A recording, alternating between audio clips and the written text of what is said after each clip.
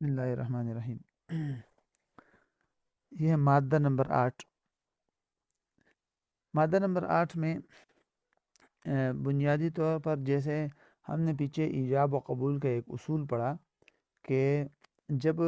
خریدار اور فروخت کرنے والے میں سے کوئی ایک آدمی ایجاب کرتا ہے تو دوسرا آدمی اس کو اسی مجلس میں قبول کرے گا۔ اگر وہ اس مجلس تبدیل ہو گئی تو مجلس کے تبدیل ہو جانے کے بعد دوسرا فریق اس ایجاب کو قبول نہیں کر سکتا۔ تو اسی اصول کو اب ذرا جدید صورتوں پر منطبق کرنا چاہتے ہیں۔ کہتے ہیں دو صورتیں ہیں۔ ایک تو یہ کہ آج کل کی جو جدید صورتیں ہیں وہ زیادہ تر دو صورتیں ہیں اس کی۔ ایک تو یہ ہے کہ دو آدمی جو دور دور کے ہیں وہ کسی ایسے ذریعے سے ایجاب و قبول کر رہے ہیں کہ ایک دوسرے کی آواز سن رہے ہیں، ایسی ذریعے سے ایجاب و قبول کر رہے ہیں جو آواز سن رہے، جیسے فون ہو گیا، ہاں، یا آلات لاسلکیہ کا مطلب وہ یعنی وہ اس میں وہ تمام آلات آ جاتے ہیں جس پہ انسان رابطہ کرتا ہے۔ موبائل ہو گیا، فون تو پھر بھی فون ہے نا، تو موبائل اس میں آ گیا، ٹھیک۔ اور اسی طرح انٹرنیٹ آ گیا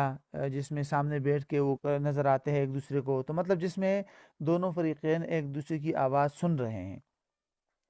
تو اگر فون وغیرہ یا موبائل وغیرہ پر ایک آدمی نے ایجاب کر لیا تو دوسرا آدمی کب تک اس کو قبول کر سکتا ہے؟ یعنی وہاں پر ہم مجلس کس کو کہیں گے؟ کیونکہ آدمی تو دونوں دور دور بیٹھے ہوئے ہیں،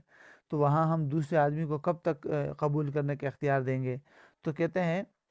کہ ایسی صورتحال میں بھی ان کا حکم وہی ہے جو دو سامنے بیٹھے ہوئے آدمیوں کا ہے، کہ جس طرح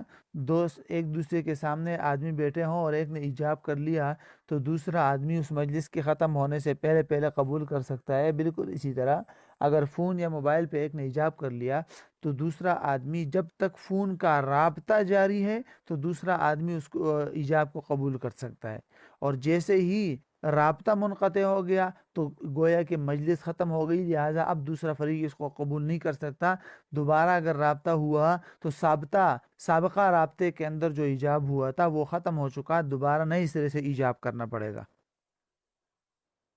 ٹھیک ہے۔ تو یہ ہے بنیادی طور پر کہ فون وغیرہ پر یا موبائل وغیرہ پر جو بات چل رہی ہو اس میں مجلس اس وقت تک جاری رہے گی جب تک رابطہ موجود ہے۔ جیسے ہی رابطہ منقطع ہو جائے گا تو بس گویا کہ یعنی مجلس بھی ختم ہو جائے گی۔ جی، تو یہ ہے بنیادی طور پر فون وغیرہ کا۔ اچھا، اب دوسرا جو ہے ایک منٹ، ہاں، دوسرا جو مادہ ہے مادہ نمبر 9، ٹھیک، یعنی یہ اس کا ترجمہ بھی کر لیتے ہیں، عربی پڑھنے کی ضرورت تو نہیں ہے۔ انہوں نے لکھا کہ جب دو غائب آدمیوں کے درمیان میں کانٹریکٹ یا عقد ہو رہا ہو فون کے ذریعے یا آلات لاسلکی، سلک تار کو کہتے ہیں نا، کیبل وغیرہ کو، تو مطلب ایسے آلات جو لاسلکی ہے، مطلب جو فون وغیرہ ہو گئے جو بھی، تو اس کا حکم ایسا ہے جیسے کہ دو حاضر آدمیوں کے درمیان میں عقد ہو رہا ہے، اور مجلس جو ہے یہ جاری رہے گا جب تک کہ فون کا یا جو بھی موبائل وغیرہ کا رابطہ برقرار ہے، اور مجلس جو ہے رابطہ یا کے منقطع ہونے سے ہی مجلس بھی ختم ہو جائے گی۔ نمبر 9، یہ آگے انشاءاللہ اس سے متعلق ایک اور بھی 2-3 پوائنٹ آ جائیں گے کہ دونوں جو فون پر ایجاب و قبول کر رہے ہیں اس کے لیے یہ بھی ضروری ہے کہ فون پر بے صرف نہیں ہو سکتی، کیونکہ بے صرف کے لیے دونوں طرف قبضہ ضروری ہے جو فون پر نہیں ہو سکتا، اور اس کی ایک ہی صورت ہے کہ میرا مثلا میں آپ کے ساتھ فون پہ رابطہ کر رہا ہوں بے صرف، تو میرا کوئی وکیل آپ کے پاس بیٹھا ہوا ہو اور آپ کا کوئی وکیل میرے پاس بیٹھا ہوا ہو، تو جیسے ہم فون پر عقد کر لے تو آپ کا وکیل یہاں آپ کی چیز پر قبضہ کر رہے ہو، میرا وکیل وہاں، تو ایسی کوئی صورت بن سکتی ہے۔ اس کی انشاءاللہ ممکن ہے آگے تفصیل آ جائے گا، نہ بھی آئی ہو تو ابھی میں نے بتا دی۔ اچھا، ابھی ہے مادہ نمبر 9، کہتے ہیں کہ دو غائب آدمیوں کے درمیان میں ایجاب و قبول کی ایک صورت تو تھی کہ ایک دوسرے کی آواز سن رہے ہیں، دوسری صورت ہے تحریر کے ذریعے، ایک نے خط و کتابت یا تحریر کے ذریعے ایجاب کر لیا اور دوسرے کے پاس وہ چیز بھیج دی، وہ خط یا تحریر بھیج دی، صحیح۔ اس کی کئی صورتیں ہو سکتی ہے، ایک تو عام خط و کتابت ہے جیسے آج کل ڈاک وغیرہ کے ذریعے بھیجتے ہیں، دوسرا جو ہے فیکس ہو گیا، یا ای میل ہو گیا برقیہ، ای میل ہو گیا، ہاں، اور اسی طرح یعنی کوئی بھی ایسا طریقہ جس میں مشافہتاً ایک دوسرے کی آواز دونوں نہیں سن رہے، بلکہ تحریر وغیرہ میسج ہو گیا، کچھ بھی لکھ کر دوسرے کو بھیج دیا اور دوسرے کے پاس وہ میسج، ای میل، خط، فیکس وغیرہ جو بھی ہے وہ پہنچ آیا، ٹھیک ہے۔ ایسی صورتحال میں مجلس کب تک برقرار ہوگی؟ یہاں جو حضرت نے لکھا ہے اس سے پہلے آپ یہ سمجھ لیجیے، جو کتاب میں حضرت نے تفصیل لکھی ہے وہ یہ ہے کہ حنفیہ کی یا اکثر علماء کی رائے تو یہ ہے کہ بھئی یہ آدمی اس وقت تک، یعنی جس مجلس میں اس کے پاس تحریر پہنچ گئی، جس مجلس میں اس آدمی کے پاس تحریر پہنچ جائے تو اسی مجلس میں اس پر لازم ہے کہ قبول کرنا، اسی مجلس میں اس پر کیا لازم ہے کہ اسی مجلس میں قبول کرے۔ مثلا ایک آدمی ہے کہیں پر بھی بیٹھا ہوا ہے، ٹھیک ہے، مطلب کسی بھی جگہ پر ہے اور اس کو کسی کا خط پہنچایا، ٹھیک، تو جس جگہ پر وہ موجود ہے اسی جگہ میں اس پر لازم ہے کہ اس کو قبول کرے۔ اگر اس نے اسی مجلس میں قبول نہیں کیا، ہاں، تو پھر ایسی صورت میں وہ بعد میں اس خط کی بنیاد پر اس بات کو قبول نہیں کر سکتا، ٹھیک ہے۔ تو یہ ہے بنیادی طور پر یعنی فقہائے حنفیہ کی رائے، ٹھیک ہے۔ جہاں تک اسی سلسلے میں پھر حضرت نے نا آگے لکھا ہے کہ آج کل کے حالات وغیرہ کو دیکھتے ہوئے اس میں ذرا مشکلات پیش آ سکتی ہے۔ کیوں؟ کیونکہ ممکن ہے کہ مثلا آج کل جو ہے نا کہ یعنی ہر وقت انسان جو ہے وہ اتنا ٹائم انسان کے پاس نہیں ہوتا کہ بڑے بڑے سودے فوراً ایکسیپٹ کرے۔ مثلا ایک آدمی کسی میٹنگ میں بیٹھا ہوا ہے اور اس کو کوئی پیغام پہنچ جاتا ہے، ای میل، وہ دیکھ تو لیتا ہے لیکن اسی وقت اس کے لیے فیصلہ کرنا مشکل ہوتا ہے۔ تو ایسی صورتحال میں وہ کیا کرے گا؟ یعنی ایسی صورتحال میں تو وہ فوراً قبول نہیں کر سکتا۔ تو اب اگر ہم یہ کہیں کہ بھئی نہیں بھئی فوراً اس پر لازم ہے کہ قبول کرے ورنہ تو یہ درست نہیں ہوگا، تو حضرت نے لکھا ہے کہ یہ اس میں مشکلات ہے۔ تو پھر حضرت نے نا ایک عالم ہے شیخ خواہر زادہ رحمہ اللہ، ان کے حوالے سے لکھا ہے کہ انہوں نے نکاح کے سلسلے میں اس بات کی اجازت دی تھی کہ ایک آدمی نے نکاح کا ایجاب کر لیا، دوسرے کے پاس خط بھیج دیا اور دوسرے کے پاس وہ خط پہنچا تو اسی مجلس میں تو قبول نہیں کیا لیکن اس کے پاس وہ خط یا تحریر برقرار ہے، اس نے خراب نہیں کیا، زبان سے انکار بھی نہیں کیا، اس خط کو خراب بھی نہیں کیا، تو جب تک اس کے ہاتھ میں وہ تحریر موجود ہے وہ اس کو قبول کر سکتا ہے۔ ہاں، یہ شیخ خواہر زادہ رحمہ اللہ کے حوالے سے حضرت نے لکھا ہے۔ تو پھر جو ہے نا حضرت نے لکھا ہے کہ موجودہ دور کے اندر اگر غور کیا جائے تو تین ایسی صورتحال ہے کہ یعنی تحریر کے ذریعے جو ایجاب ہو چکا وہ ایجاب کب ساقط ہوگا، اس کی تین صورتیں ہیں، یا میرے خیال سے چار ہے، چار لکھی ہے نا، جیم بھی ہے، دال بھی ہے، ٹھیک ہے۔ چار صورتیں ایسی ہیں کہ اگر ایک آدمی نے تحریر کے ذریعے سے ایجاب کر لیا دوسرے کے پاس وہ ایجاب پہنچ گیا تو یہ چار صورتیں میں سے کوئی ایک صورت بھی سامنے آ گئی تو بس وہ ایجاب رد ہو جائے گا، ریجیکٹ ہو جائے گا، اس کے بعد پھر نیا ایجاب کرنا پڑے گا۔ نمبر ایک کہ جس آدمی کے پاس جو مکتوب الیہ ہے، جس کے پاس خط یا ای میل وغیرہ پہنچا ہے، اس نے صراحت کے ساتھ اس کو رد کر دیا، انکار کر دیا، زبانی طور پر یا کتابتاً، یعنی اسی وقت بول دیا کہ مجھے نہیں قبول یہ بے، تو ختم کر دیں، بس بے ختم ہو جائے گی، یا کتابتاً اس نے لکھ دیا کہ بھئی میں آپ کی ایجاب میں آپ کا قبول نہیں کرتا، یہ ایک صورت ہوگی۔ نمبر دو، دوسری صورت یہ ہے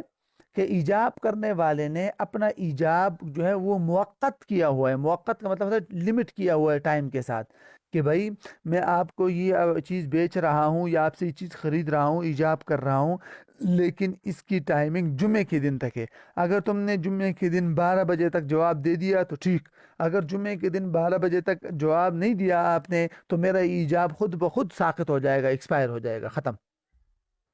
تو کہتے ہیں کہ اس کی بھی گنجائش ہے، اس کی بھی گنجائش ہے، اور اس کی نا حضرت نے خود فقہائے حنفیہ کے حوالے سے بھی اس کی کچھ نہ کچھ ایسی جزیات ذکر کی ہے جس سے اس کا جواز معلوم ہوتا ہے، ضوابط اور یہ بھی لکھا ہے کہ بھئی ضوابط فقہیہ بھی اس کا تقاضا کرتی ہے کہ اس طرح ایجاب کو وقت کے ساتھ مقید کرنا درست ہو، ٹھیک ہے۔ اچھا،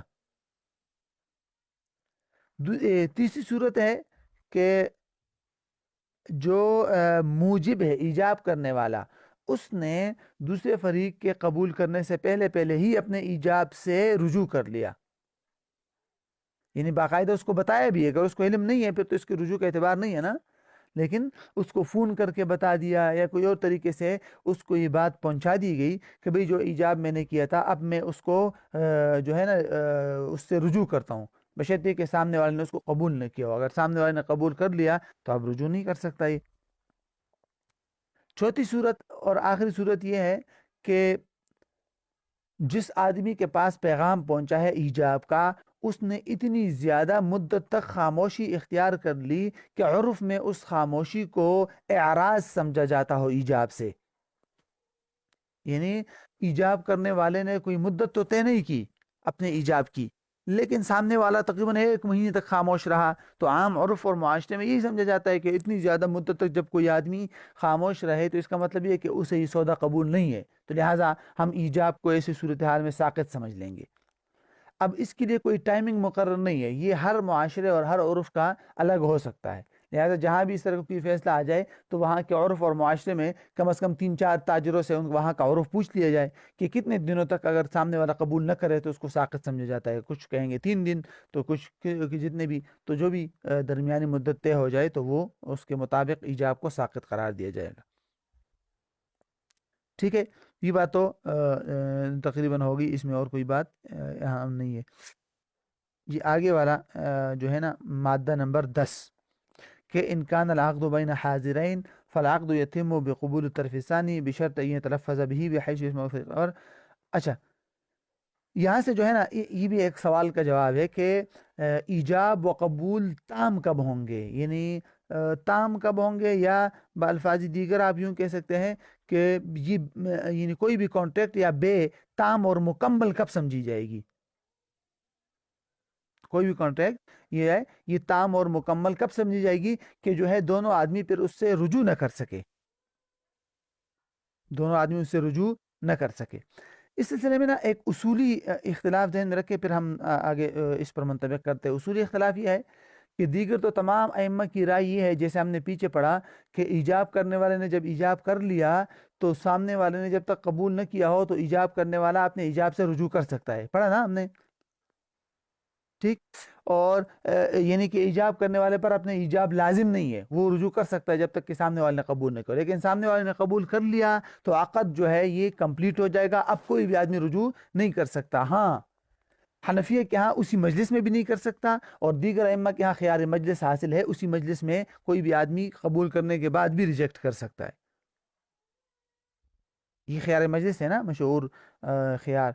کہ دیگر حنفیہ کہتے ہیں کہ بس ایجاب و قبول زبان سے نکل گیا تو بس ختم، اور وہ کہتے ہیں نہیں، ایجاب و قبول ہو بھی چکا ہو لیکن مجلس کے اندر ہو تو ختم کر سکتے ہیں۔ اچھا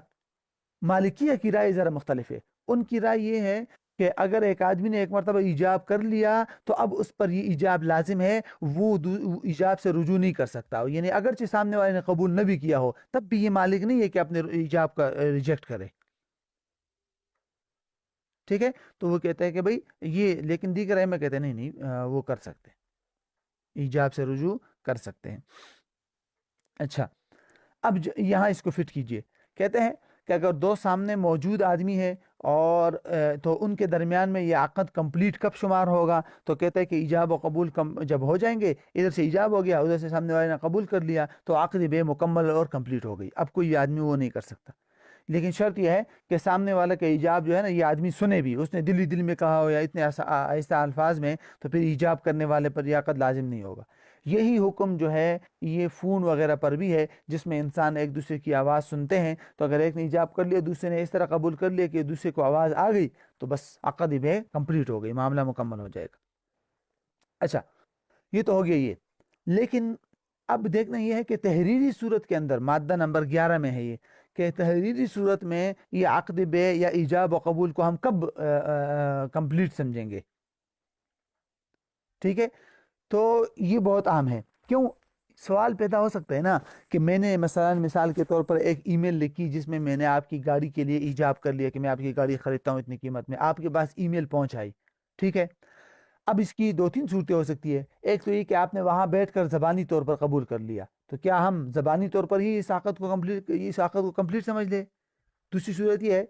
کہ آپ نے زبانی طور پر نہیں کہ بلکہ آپ نے وہاں لکھ دیا, ابھی تک میرے پاس ای میل نہیں بھیجا لیکن آپ نے لکھ دیا کہ ہاں مجھے قبول ہے, تو کیا محض آپ کے لکھنے سے ہم کہیں گے کہ بھئی یہ عقد کمپلیٹ ہو گیا.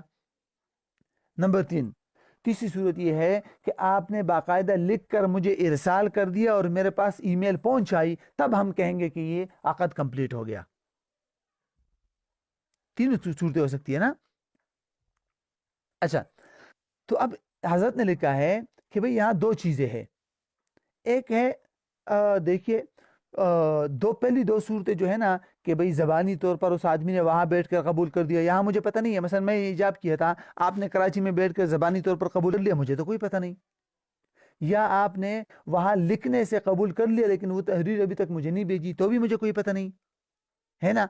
تو ان دو صورتوں کے اندر آپ کے لیے دیانتاً یہ عقد کمپلیٹ ہو گیا. اب شرعاً آپ کے اگر رجوع کریں گے تو گناہ ہوگا کیونکہ عقد کمپلیٹ ہو گیا ہے, لیکن میرے حق میں عقد کمپلیٹ نہیں ہے کیونکہ مجھے پتہ نہیں ہے. تو موجب ایجاب کرنے والے کے حق میں عقد کب کمپلیٹ ہوگا؟ جب اسے علم ہوگا, فون کے ذریعے آپ نے بتا دیا یا آپ نے تحریر بھیج دی, تو اس کے حق میں بھی کمپلیٹ ہو جائے گی عقد. لیکن جو آدمی قبول کر رہا ہے اس نے اگر زبانی طور پر کر لیا ہے, تحریری طور پر, اور مجھے پتہ نہیں ہے ابھی تک, تو تب بھی دیانتاً اس کے حق میں عقد کمپلیٹ ہو جائے گا. یعنی قضاءً تو میں ثابت نہیں کر سکتا نا عدالت میں کہ بھئی اس آدمی نے قبول کیا ہے, کیسے ثابت کروں گا, لیکن دیانتاً اگر آپ اب رجوع کریں گے تو شرعاً گناہ گار ہوں گے کہ بھئی آپ نے قبول کیا تھا, اب آپ کیسے رجوع کر رہے ہیں. تو بس یہ ہے بنیادی طور پر.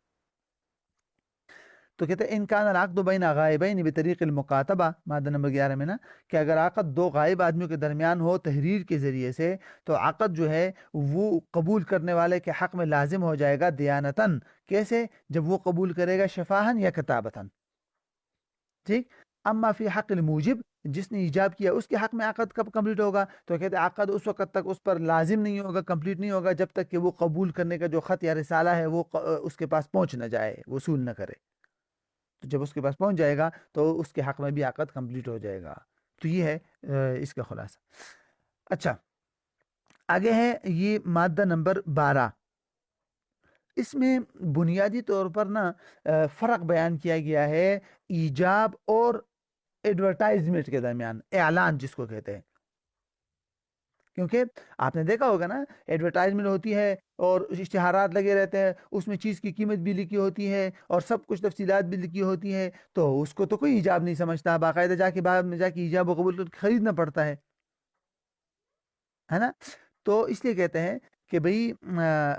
ایجاب یعنی کیا نام ہے, اعلان اور ایجاب کے درمیان میں فرق ہونا چاہیے. اب ہم کیسے فرق کریں گے؟ حالانکہ نیٹ پر آپ نے دیکھا ہوگا یعنی دو الگ الگ چیزیں ہیں. ایک تو ہے اشتہارات وغیرہ دینا, ٹھیک ہے, نیٹ پر ایڈورٹائزمنٹ دے دیا, ہمارے پاس یہ چیز موجود ہے, آپ آ کر خرید سکتے ہیں, اس کی قیمت یہ ہے, ٹھیک ہے, جو عمومی طور پر یہی معلوم ہوتا ہے کہ بھئی یہ کیا ہے.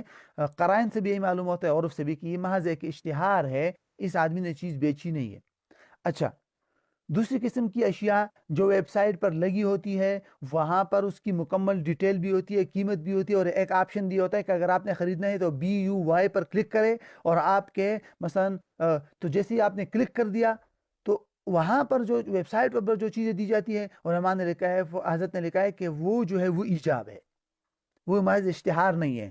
کیونکہ انہوں نے ویب سائٹ پر دی ہی اسی لیے ہے کہ بھئی ہماری طرف سے ایجاب ہو گیا اتنی قیمت میں, اب سامنے والے کسٹمر آئیں گے, قبول کرے, ایکسیپٹ کرے, قبول کرے, اور جیسے ایکسیپٹ کرے گا تو پھر اپنی جو ہے نا اکاؤنٹ سے یا ATM کارڈ سے, جس چیز سے بھی جو وہ پھر جو ہے نا پیمنٹ کر دیتے ہیں نا. تو وہ جو چیز ہے وہ ایجاب ہے, وہ اشتہار نہیں ہے. ٹھیک. تو اب اشتہار میں اور ایجاب میں بنیادی فرق کس چیز سے ہوگا؟ قرائن اور عرف سے ہوگا, کہ اگر عرف اور قرائن میں یا وہاں پر جو ڈیٹیل اور تفصیل دی گئی ہے اس سے یہ معلوم ہو رہا ہو کہ یہ اس آدمی نے محض ہمیں ایک دعوت دی ہے یا اشتہار دیا ہے کہ میرے پاس یہ چیز موجود ہے, آپ آ کر خرید سکتے ہیں, اس کی قیمت یہ ہے, ٹھیک ہے، اور خریدنے والا کسٹمر بھی سمجھتا ہے کہ میں جاؤں گا اس سے بات کروں گا یا فون پہ یا میسج سے، جس سے بھی ہو، اور اس سے قیمت بھی کم کر سکتا ہوں وغیرہ وغیرہ، تو یہ اشتہار ہو جائے گا۔ لیکن جہاں پر کسٹمر کو یہ معلوم ہو کہ اس آدمی نے جو یہ چیز دی ہے اور قیمت دی ہے، ڈیٹیل دی ہے، یہ تو اس کی طرف سے کنفرم طور پر معاملہ مکمل ہے، بس میری طرف سے صرف قبول کرنا ہے، جیسے ویب سائٹ وغیرہ پہ ہوتا ہے وہاں پر قیمتیں کمی نہیں ہوتی نا، تو اس کو ہم کہیں گے بھئی کہ وہ ایجاب ہے۔ تو یہ ہے بنیادی طور پر خلاصہ اس کا۔ تو کہتے ہیں یجوز ان یکون الایجاب موجہا الی عامۃ الناس، یہ جائز ہے کہ ایجاب جو ہے وہ عام لوگوں کی طرف متوجہ ہو، کسی ایک متعین شخص کی طرف نہ ہو، لیکن شرط یہ ہے کہ وہ دعوت محض نہ ہو خریدنے کے لیے، اشتہار نہ ہو، بل یتبین بحکم العرف او القرائن، بلکہ حکم یا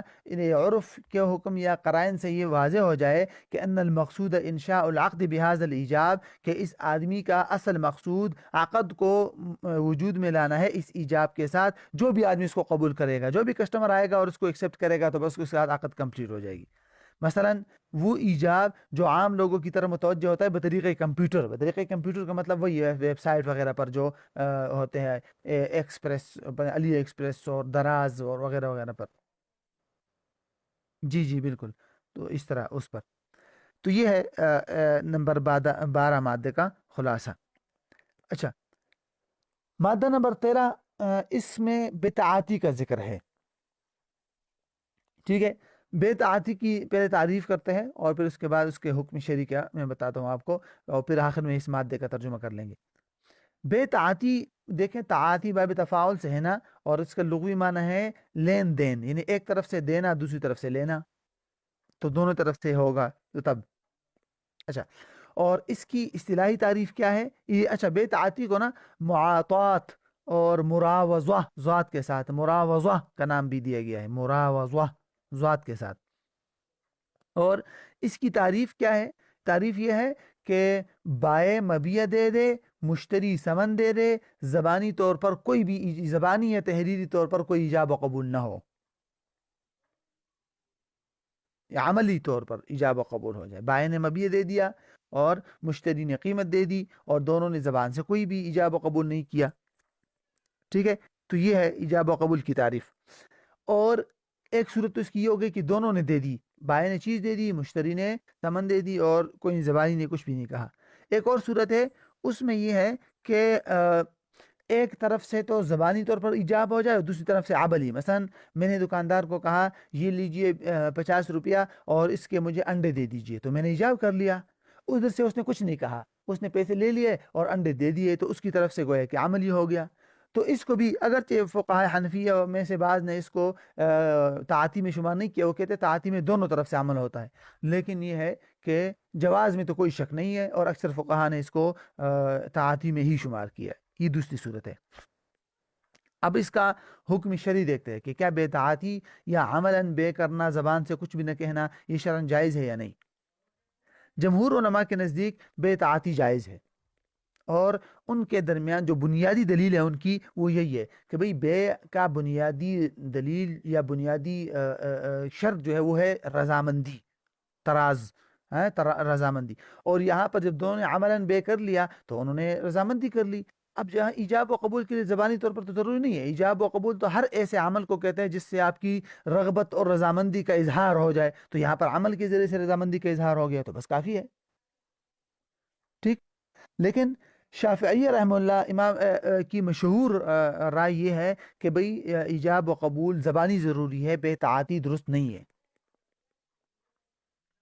فقہائے شافعیہ کی، یعنی وہ کہتے ہیں کہ بھئی رضامندی ایک دل کی چیز ہے، اس کے لیے زبانی الفاظ آپ پہنائیں گے تب یہ سمجھ آئے گی، صرف عمل سے یہ کافی نہیں ہے رضامندی۔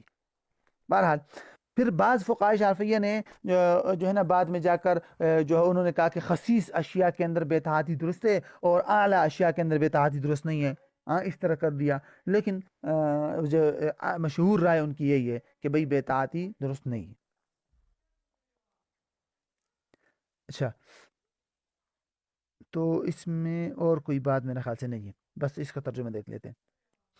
کہتے ہیں وَيَنْعَقِدُ الْبَيْعُ بِالتَّعَاطِي، کہ بے جو ہے یہ منعقد ہو جائے گی تعاتی کے ذریعے، یعنی عمل دونوں طرف سے عمل ہو. بأن يدفع المشتری ثمن کہ مشتری جو ہے وہ ثمن دے دے, ويسلم البائع والمبيع اور بائع جو ہے وہ مبیع دے دے, دون ان يجري بينهما الإيجاب والقبول لفظا بغیر اس بات کے یعنی کہ دونوں کے درمیان میں ایجاب و قبول زبانی یا تحریری طور پر لفظاً ہوا ہو. اسی طرح ان کان من احدهما لفظ ومن الآخر عطاء, ہاں یہ دوسری صورت آ گئی کہ اسی طرح اگر ایک کی طرف سے الفاظ ادا ہو جائے ایجاب و قبول یا قبول کے, اور دوسری طرف سے صرف عطا ہو جائے تو بھی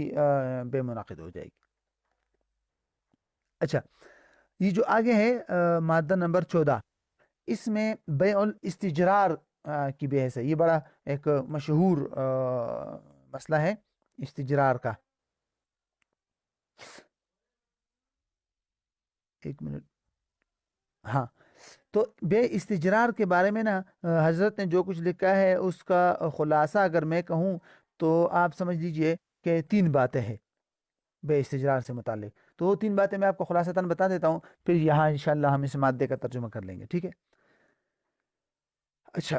3 باتوں میں سے پہلے تو یہ کہ بے استجرار کی تعریف کیا ہے, اور دوسرا وہاں پر حضرت نے لکھا ہے بے استجرار کی صورتیں,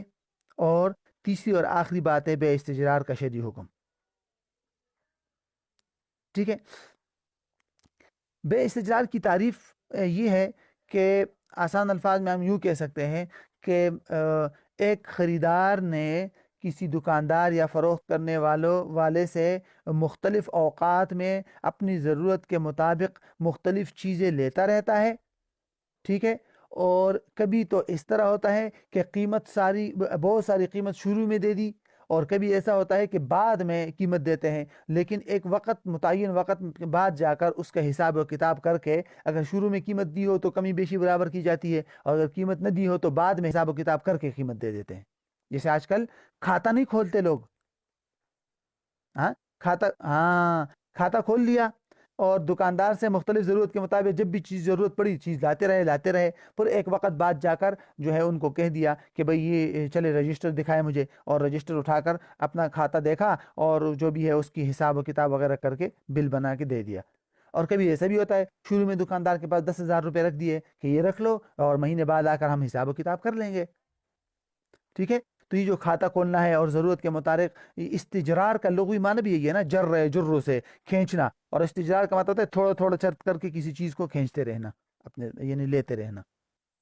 یہ استجرار کی بنیادی تعریف ہے. اچھا, استجرار کی صورتیں آپ دیکھ لیجئے. نمبر 2, استجرار کی بنیادی صورتیں حضرت نے لکھی ہے کہ 2 ہے.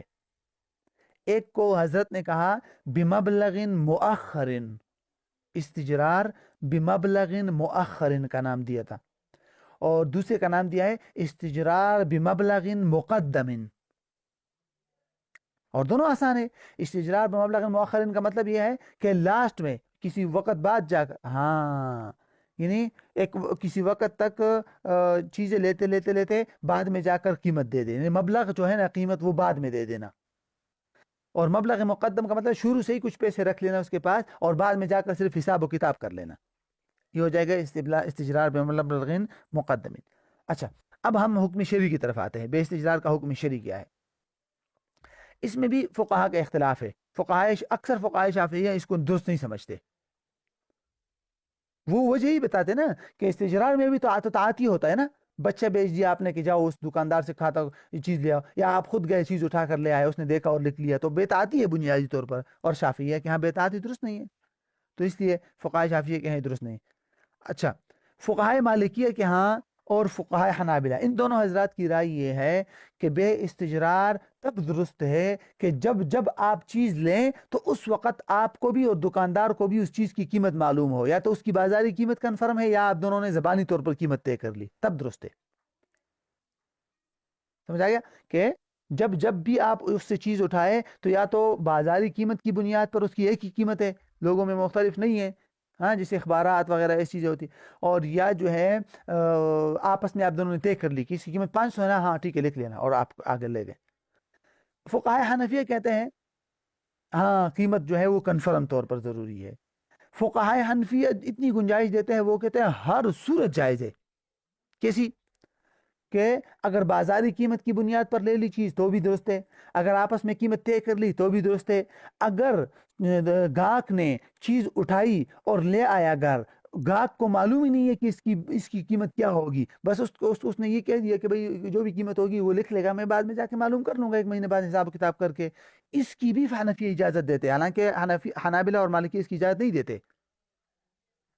اور فقہائے حنفی کہتے ہیں یہ بھی جائز ہے. ٹھیک ہے. ہاں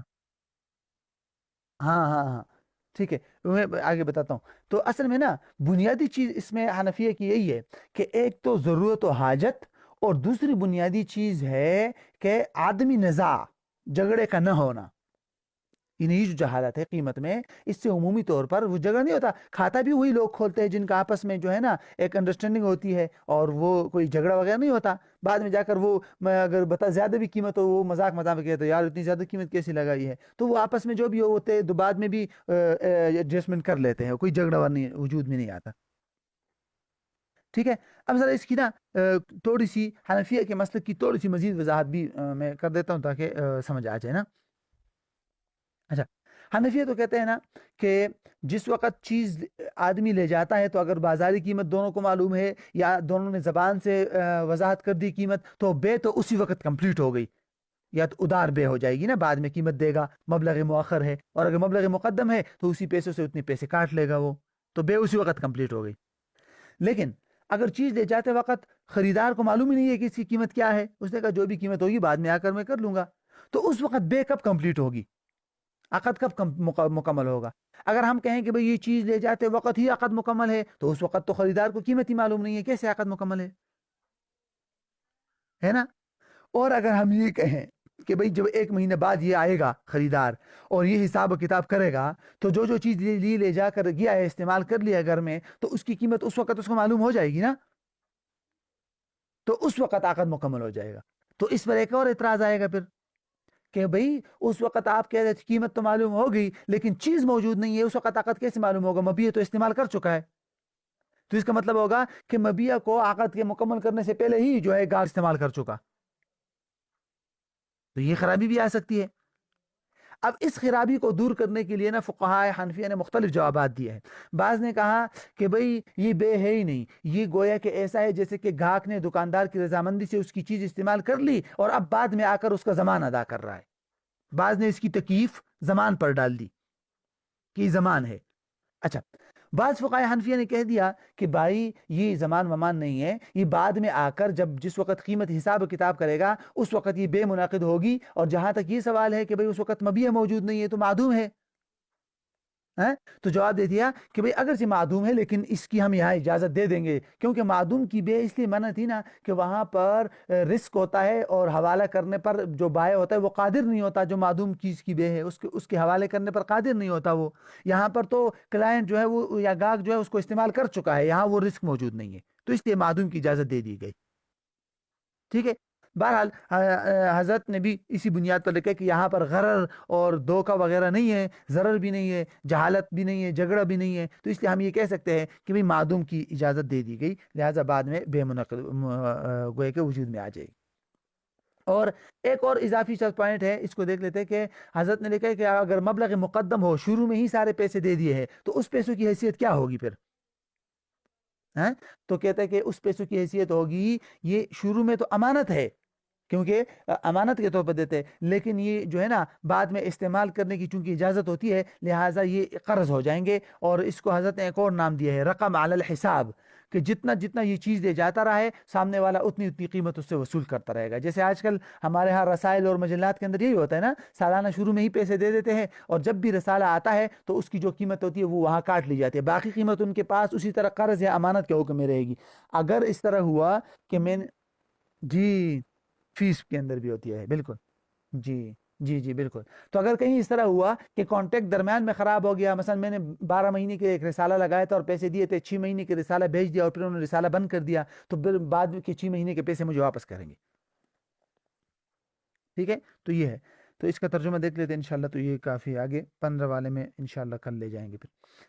نمبر 14 وہ کہتے ہیں وَيَجُوزُ الْبَيْعُ بِالْإِسْتِجْرَارِ، استجرار کے ساتھ بے کرنا جائز ہے، اور اس کی تعریف یہ ہے کہ يشتري المشتری من البائع اشیاء مختلفہ، کہ مشتری جو ہے وہ فروخت کنندہ سے مختلف چیزیں خریدتا رہتا ہے، ويحاسب بعد مدت معلومہ، اور ایک مدت معلومہ کے بعد پھر حساب و کتاب کر لیتا ہے. سواء برابر ہے کہ قان قد دفع الیہ مبلغا مقدما، کہ شروع میں ہی اس کو ایک مقدم یعنی پیسے دے دیا ہو ایڈوانس، ٹھیک ہے، او لم يدفع شيئا الا عند المحاسبه عند نهايه الفتره، یا جب ٹائم ختم ہوگا اور حساب کتاب کے وقت ہی پیسے دے گا، اس سے پہلے کچھ بھی نہیں دیا ہو، تو دونوں صورتیں جائز ہیں. اچھا، فان كان الثمن معلوما للمشتري عند كل اخذ، جب جب مشتری چیز لیتا رہا اس وقت اگر اس کو اس چیز کی قیمت معلوم تھی زبانی طور پر یا بازار کی وجہ سے، جس کو حنابلہ اور مالکی نے بھی جائز قرار دیا ہے، تو انعقد البيع عند كل اخذ، تو جب جب وہ چیز لے گا تو اسی وقت بے منعقد ہوگی. ٹھیک. وَإِن كَانَ الثَّمَنُ، یہ صورت جو حنفیہ کے ساتھ خاص ہے، وَإِن كَانَ الثَّمَنُ غَيْرُ مَعْلُومٍ، اگر ثمن لیتے وقت اس چیز کی قیمت معلوم نہیں تھی تو پھر بے کب منعقد ہوگی؟ تو کہتے ہیں فَالْبَيْعُ يَنْعَقِدُ عِنْدَ الْمُحَاسَبَةِ، تو بے منعقد تو ہوگی لیکن حساب کتاب کے وقت، لیکن مستنداً إِلَى وقت الْأَخْذ، لیکن اس کی نسبت کس کی طرف کی جائے گی؟ لیتے وقت کی طرف. ہم کہیں گے بے ابھی منعقد ہوئی لیکن اس کی نسبت ہم کہیں گے جس وقت خریدار چیز لے کر گیا تھا اسی وقت سے ہی وجود میں آ جائے گی. جس طرح ہوتا ہے نا کہ مثلا زمان ادا کر لیتا ہے غاصب، تو وہ کہتے ہیں کہ بھئی کہ زمان ادا کر لیا تو زمان تو آج ادا کر لیا، لیکن یہ مالک ہو گیا مستندن الی وقت الغصب، یعنی اس وقت سے ہی یہ مالک شمار کیا جائے گا. تو ایسے یہاں پر بھی ہے کہ بے تو ابھی وجود میں آ گئی لیکن اس کی نسبت ہم کریں گے وقت اخذ کی طرف کہ اسی وقت سے ہی بے وجود میں آ گئی، تو لہٰذا اس کا استعمال کرنا اور یہ سارا جائز ہو جائے گا. تو یہ ہے استجرار کا خلاصہ. تو آگے انشاءاللہ پھر نمبر 15 سے آگے کل پڑھ لیں گے انشاءاللہ. تو ریکارڈنگ بھی انشاءاللہ میں بھیج دوں گا.